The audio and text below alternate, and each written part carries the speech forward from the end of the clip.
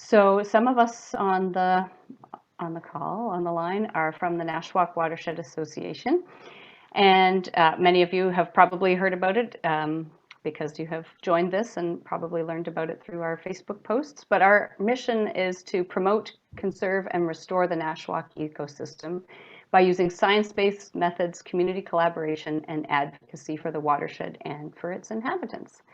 And some of the areas of our work include monitoring, and you might be most familiar with the shoreline and floodplain restoration that we do. We also we do this in city-owned properties, as well as helping private landowners to restore riverfront areas that they have. We also do important work in assessing and restoring aquatic connectivity to reduce barriers to fish passage. We participate in environmental advocacy, and we also do a lot of outreach and education programming.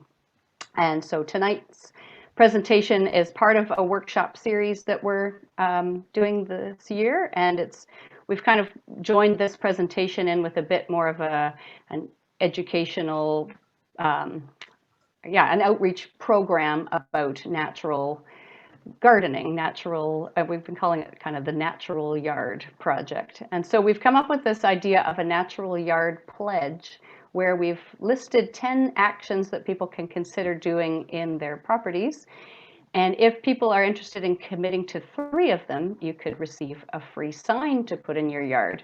So the idea behind the sign is kind of what I was saying to those people that were talking about No Mow May a little while ago, is to show the intentionality behind the things that you've decided to do on your property, rather than just looking like a neglectful homeowner, which some of these actions do look a little disheveled or neglectful, but they are for a purpose. And so the sign is a little bit of a riff off of the pesticide signs that some people have on their properties, where if they have cosmetic pesticides spread on their lawns, then they have to have a sign that has, usually the picture is somebody walking on the lawn and a dog and a big red line through it. And so this is showing the exact opposite, where a natural yard is supporting healthy people and clean water and wildlife.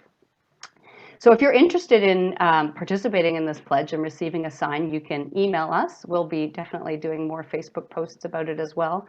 Or you could visit us at the Boyce Market on June 19th. We'll be there giving away free swamp milkweed, and we'll also have plenty of these signs and pledge cards for anybody who's interested. And we can talk more about this at the question period at the end, if you like. But here, let me just stop sharing my screen. But I'd like to introduce Becca Sharp, who is so kind to join us tonight. She is from Nature New Brunswick, and she's their conservation coordinator. Awesome. Thank you so much. Welcome, everybody, and I will share my screen. All right. Okay, perfect. Can you see that? Awesome. Great. Well, welcome to my talk about birds, bees, and butterflies, and how to create a wildlife-friendly backyard. So I work for Nature MB. We are a provincial charity that represents, that represents naturalists and nature. We have a mandate to celebrate, conserve, and protect New Brunswick's natural heritage.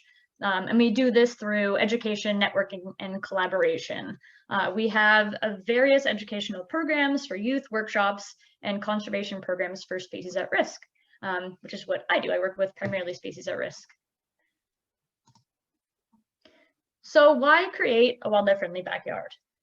There has been a huge decline in many species, such as monarchs, various bees, and other aerial insectivores.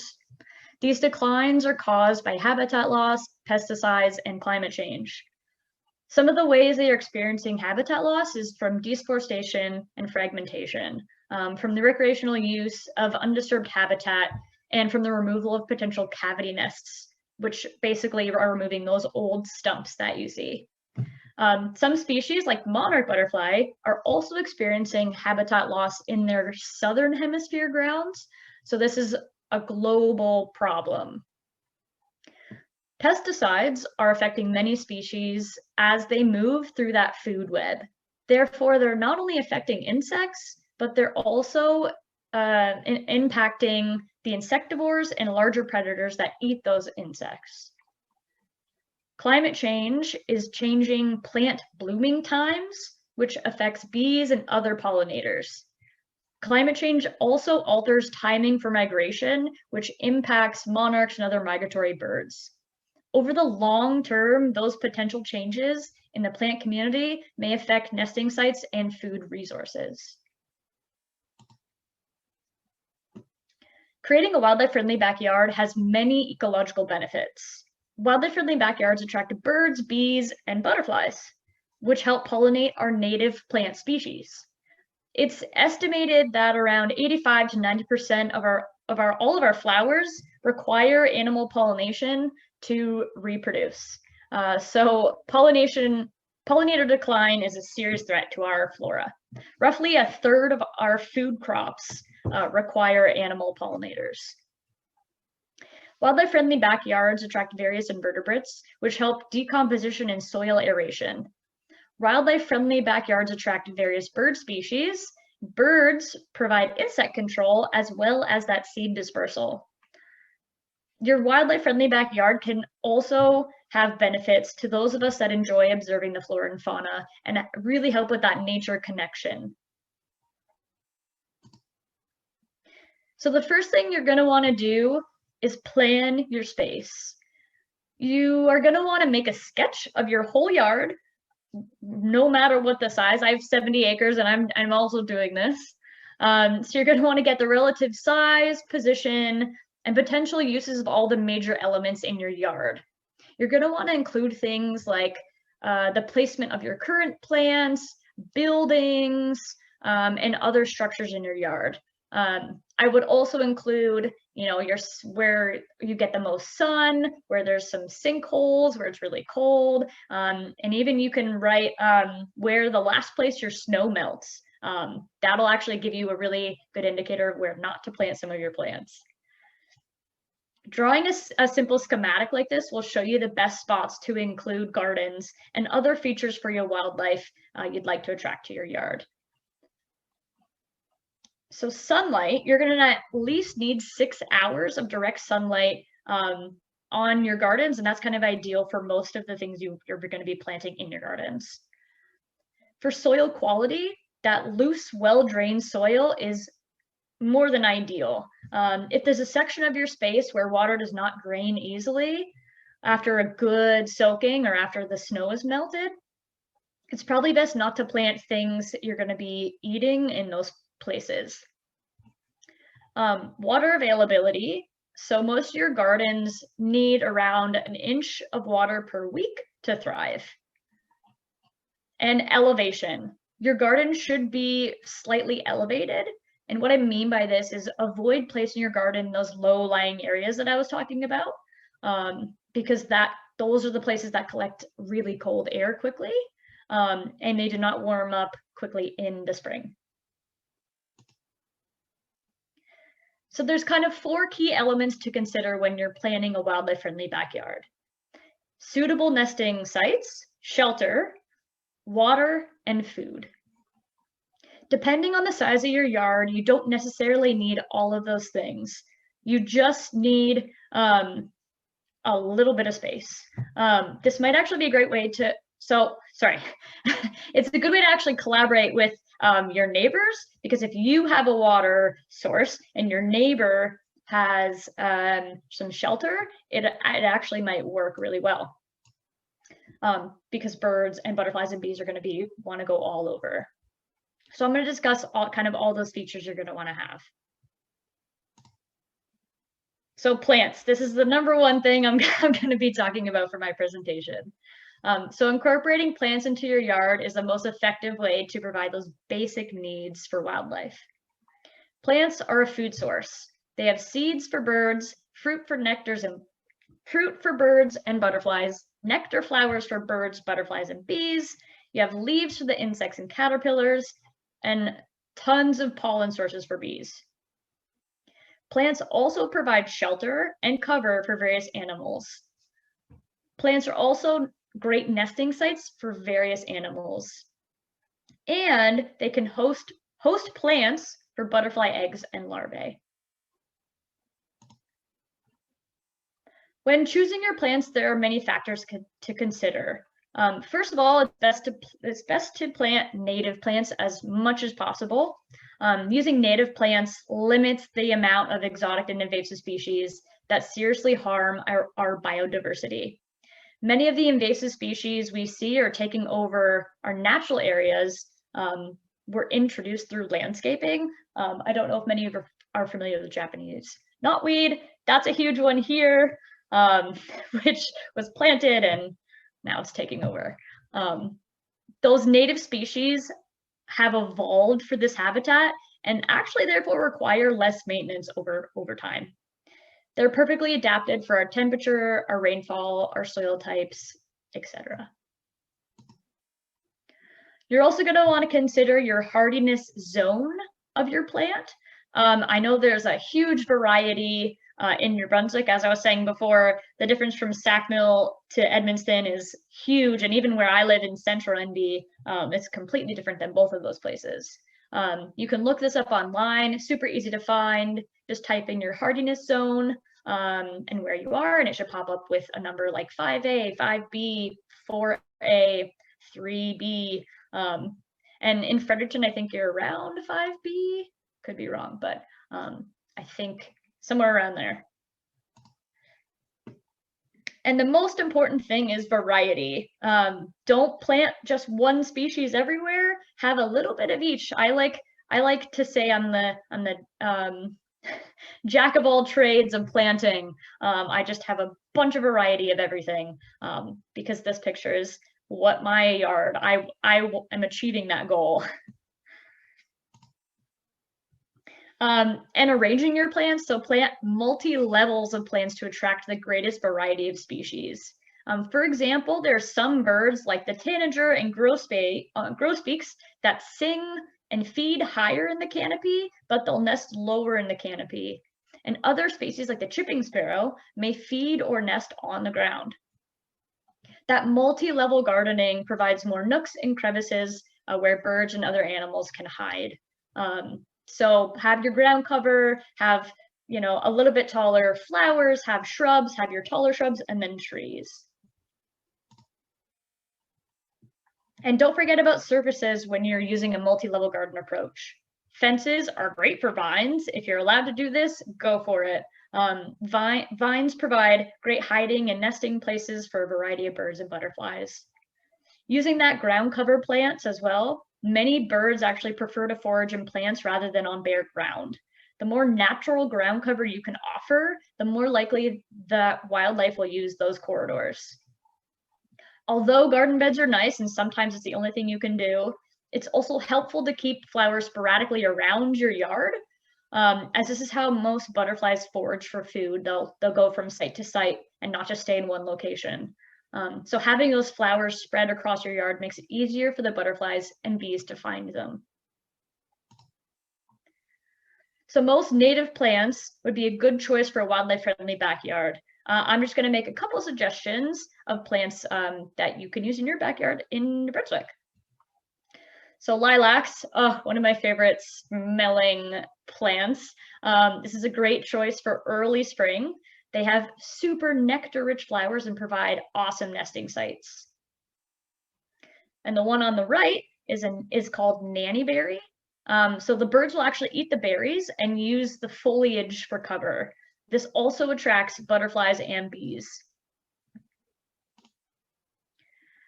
The one on the left is probably the one you'll hear most from a lot of people. It's milkweed. So we have common milkweed and swamp milkweed. This is the host plant for monarch caterpillars. Butterflies also drink the nectar from the flowers. I do want to preface though, if you have livestock, this can be toxic in large amounts. So I have a ton of livestock and I have to limit to where they're going because if they eat too much, it could really damage their livers and kidneys. But this is great if you don't have livestock, and it's also beautiful. And if you want a bunch of monarchs, go for it. You can actually plant both the common and the swamp. And the next one on the right is the red osier dogwood. This provides awesome fruit and cover for songbirds. The one on the left is the clovers. So this is a great option for a ground cover plant. Many birds will actually forage here, and this is an important food source for bees. The one on the right, I'm sure everybody is familiar with, is blueberries. Blueberries are great for us and also for birds as well. And bumblebees and other native bees will visit the flowers throughout the season. Strawberries, another favorite, is also a great ground cover that provides fruit for birds visited by bees and especially bumblebees. And the one on the right is dandelions, and I'm sure everyone has seen these everywhere. So this has actually become a crucial food source for bees. Dandelions come into bloom just as many of the bees are emerging from hibernation. Some birds, such as goldfinches and house sparrows, will actually eat the seeds as well. I personally think it's a disservice to call this flower a weed. That's saying some people don't like them, and they do spread quickly. I do want to note that dandelions are technically introduced. However, they're pretty well established and now becoming a staple for our native bees here. I always find there's a fine line between native and introduced species that are non-invasive. So use your best judgment when you are planting. So asters on the left, goldenrods on the top right, and bee balm on the bottom right are a great choice for attracting birds, butterflies, and bees. And they actually are super beautiful when they're all in full bloom. And now I must talk about invasive species. So they can also be a problem in your backyard. These are just a few of the common species that you might find. As already mentioned, Japanese knotweed is a low spreading plant which can take over your garden in days, and I kid you not. It's able to regrow itself from 5 millimeters of root. So you don't want to see this in your yard at all. Don't transplant it, just get rid of it. I have had the hardest time on another property I lived on getting rid of it. What we had to do is inject each stem with salt water, and for 5 years we had to do that, and finally it started dying, but this stuff is just horrible. Glossy buckthorn on the right is another invasive species mostly found in wetter areas that is also very hard to eradicate. It can be identified by its berries and the glossy look and texture to the leaves. And the one on the bottom, although very beautiful, is called purple loosestrife. It's a tall, bright flowering plant which looks nice, but it's actually quite invasive on roadsides. It has a square stem and will release its seeds if you attempt to pull it out from the ground. So what I do is I normally put a bag over it, tie it, and then I pull it out, just not so those seeds don't get dispersed. So plants themselves provide nesting sites and shelter, but you can also provide shelter and nesting opportunities for wildlife. Groupings of fir and pine or other evergreens are excellent sanctuaries in harsh weather, especially the chickadees. So try not to get rid of your yard waste to a certain extent. This is going to be a little bit trickier for people that live in town, but these are valuable resources for wildlife. You can save broken branches and trim waste to create little tiny brush piles, which provide great shelter for reptiles, amphibians, and even birds. You can make these brush piles with your dead Christmas trees. You can also compost your dead Christmas trees or use the needles over your garden beds. Leaf litter is also a great way for shelter, and this is something that's usually missing from manicured lawns. White-throated sparrows and towhees prefer feeding among fallen leaves where they can scratch for those insects. A good place to pile the leaf litter is actually under those shrubby those really shrubby shrubs that like completely shade out everything, and where and under trees where the grass is growing really poorly, because by the spring all that leaf litter will decompose, and it will make great soil for earthworms and other beneficial insects, which is going to create a perfect foraging area for robins and other native birds. Rock piles are also easy for shelter for reptiles and insects. You can do this at the corner of your yard, where they're going to be safe. So this is for people who are mostly out of town, but cavity nesting sites are at a premium for many of the bird species nowadays. If it's safe to do so, leave standing dead wood in your yard, and that's going to provide homes for cavity nesting animals. This is a good example of one where all the dangerous limbs are cut, but it still has that really thick base and animals are starting to nest in it. By providing plants, you're providing great nesting material for wildlife. Moss, lichen, plant debris are great nesting material. So keep debris like twigs and cut grass and arrange them into little piles during the nesting season for easy and quick access for the birds. So you can actually provide nesting opportunities more directly by installing different nesting structures. Different structures include nesting boxes, nesting shelves, bat boxes, which is in the middle, bee houses, which is on the top left picture there, and an insect hotel. This is like the elite box system that you can make for insects in your yard. So an insect hotel is an option if you want to provide nesting cavities and shelters for a variety of insects. This insect hotel is a great place for butterflies, earwigs, lady beetles, other beetles, spiders, and many other kinds of beneficial insects.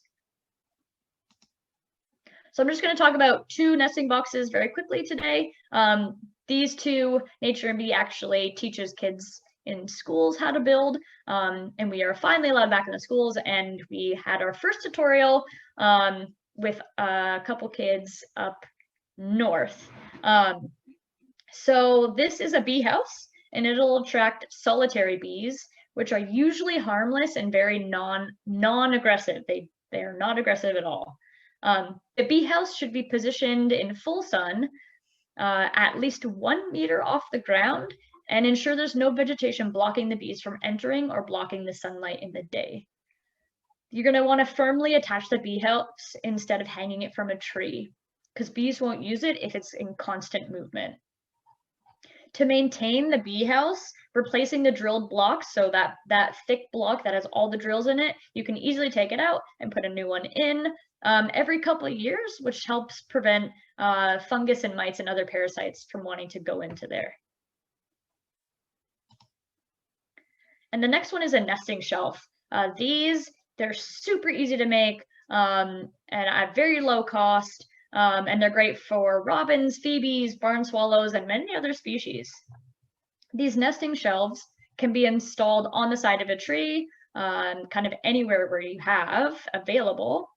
And all you have to do to maintain it is just make sure you clear all that debris at the end of the season or in the fall, and kind of get rid of that just in case there's any parasites that are in those nests. So water, this is another big one that's really important for you to have in your yard. It's obviously an important feature for wildlife. For us, animals, plants, everybody needs water. You can provide drinking water with a small pond or even just a bit of standing water. Backyard ponds, oops, sorry, there we go. Also provide important habitat for frogs, dragonflies, damselflies, butterflies, other amphibians, and insects. You can make a small pond from an empty barrel, an old wine keg, old bathtub like in this picture. You can just bury it in the ground, or a large bucket. Since these types of ponds are actually small, water evaporates pretty quickly, and they can actually become too warm. So it's really important to place them in a shaded spot. Bird baths are a great way to provide water in your yard. So there are commercial baths with pedestals, and they provide protection from cats. However, many species prefer bird baths at ground level, as this mimics the natural puddles they'll find. You can make your own bird bath with household items with a trash can lid. I totally did this in my yard and it actually worked. It was awesome. You're going to want to avoid those plastic lids though, because they can actually become very slippery. And they won't go in it if they're just slipping and sliding everywhere. You could also use a shallow ceramic pot saucer and that'll work too. So where to place the bird bath kind of depends on the bird species you're going to want to attract. Some birds like robins and jays will use baths in open areas, and many other species like warblers and other little songbirds prefer shaded and protected areas. If your bird baths are very small like this, you're going to want to make sure to clean your bird bath every day to 2 days to make sure that water is healthy and they're getting fresh water all the time. Yeah, and scrub off any algae that does form. It's another problem with the plastic lids is that algae will form quite quickly on those. So these are more the commercial bird baths, but having that rippling effect is more appealing to birds. Many species, for example, warblers and the 3 species you see in this photo, are drawn by the sound of that dripping water. You can buy drip spouts to attach to the baths, but you can also make your own. There's tons of YouTube tutorials for it. Butterflies also use bird baths, but they will also get water from the damp spots in your yard. So don't fill in all your puddles. You could have a little mud puddle and they will go nuts for it. And food. So the plants you have in your yard will provide pollen, nectar, fruit, and seeds for wildlife. But sometimes birds benefit from supplemental feeding, especially during migration over the winter. We don't recommend feeding large mammals as they can become pests, get into garbages, and some can become very food aggressive. So these larger animals can become dangerous for domestic pets. Also, feeding them puts wildlife in danger as it puts them closer to roads and closer to you and your neighbors, and it just becomes unsafe. So what should you feed your birds in the winter? People who feed birds have a lot of success attracting birds with black oil, sunflower seeds, Niger seeds, white millet, suet, and peanuts.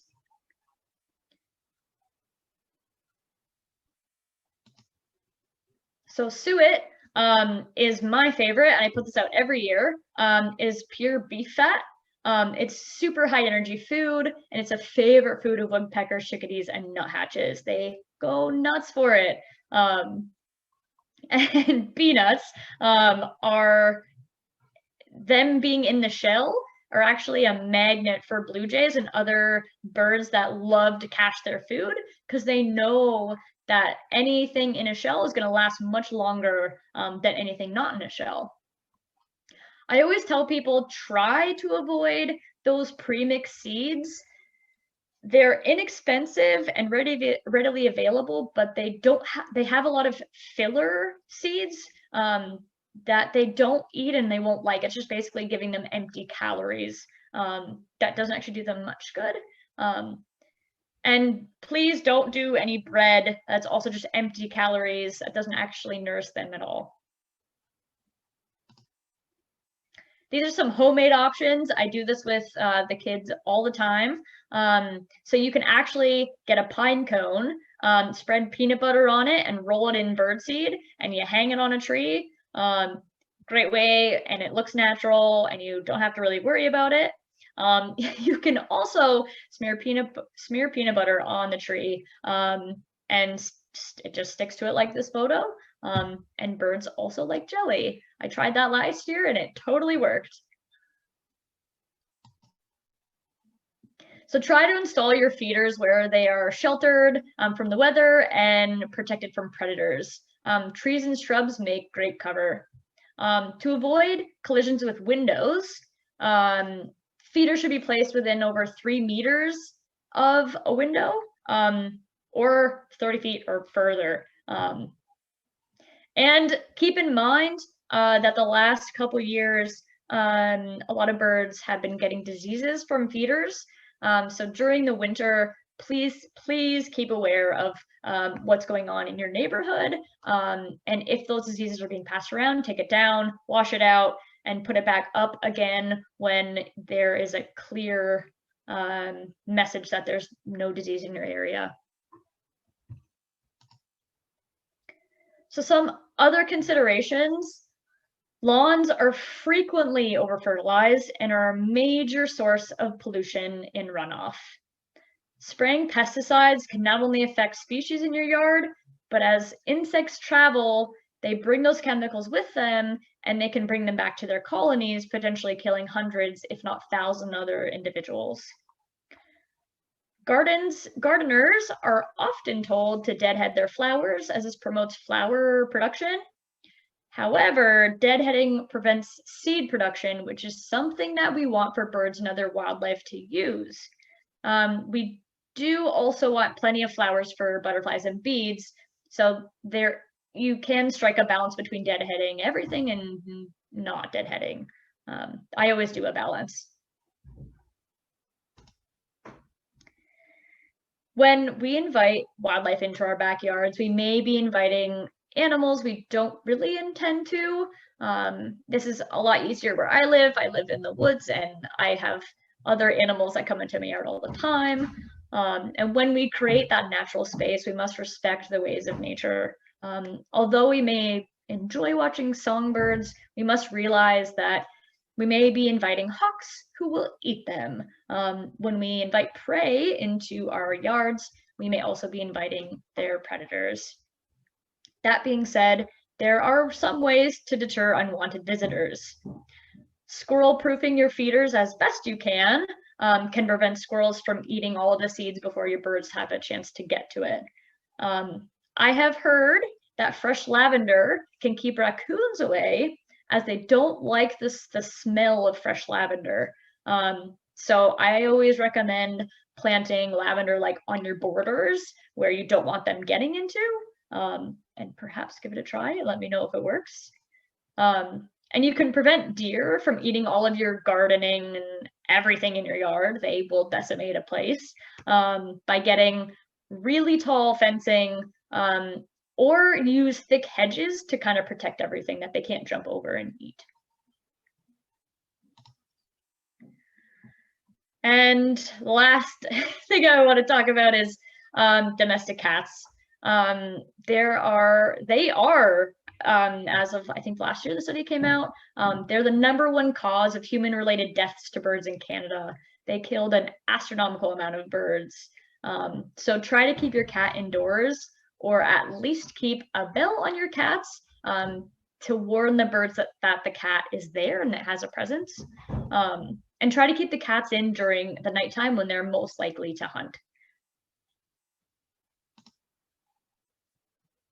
Making a pollinator garden can be very easy, very cost-effective, and there are tons of videos you can watch about this. You can remove that top layer of soil, plop a wooden box over it, put some cardboard down, and then pour your soil in, get that nice aeration, and then you lay a layer of compost on top, and you should be good to go. It's awesome if you plant just a pollinator bed, because that'll attract a lot more butterflies and bees. And you can certify your garden through the Canadian Wildlife Federation or the Monarch Watch. If you're interested more in this, I would definitely check out their websites. It is a really cool program, and same with the Nashwauk now. They also have a sign you can put on your yard. That is my presentation. You can find us on Facebook, Twitter, or Instagram. My email is at the bottom there. I would love to hear from all of you here about what you're doing in your backyard that's making it wildlife friendly. I would love to see photos. It inspires me to see other people doing it. And that is my presentation.